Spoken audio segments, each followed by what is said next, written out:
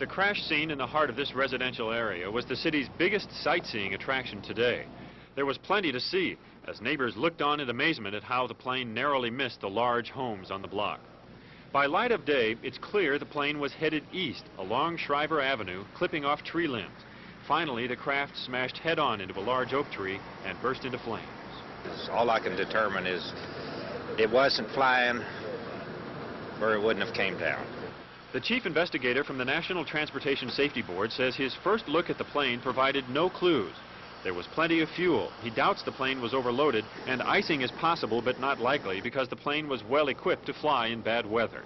The next question to be answered is whether one of the two engines had quit. Some of the people I've heard last night said they were running. Some of them said one was running, the other one wasn't running, and at this time I really don't know. But that's something we will have to work on. The manager of the Air Traffic Control Tower today confirmed what TV8 News reported last night, that the Aero Commander was making its first approach from northwest to southeast, intending to land on the main runway at the Des Moines Airport. Manager Bill Ellis says the plane was 2 miles out when it suddenly veered to the left and crashed. He would not say what is on the tower tape, except that the pilot reported no problems until the last few seconds.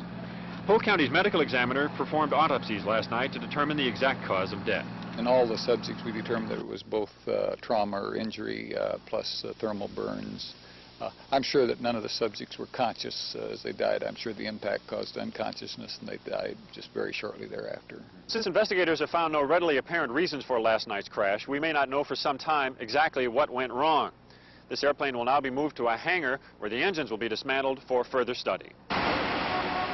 And late this afternoon, workmen used a crane to lift the plane onto a truck and move it from this usually quiet neighborhood. Dave Buzik, TV8 News.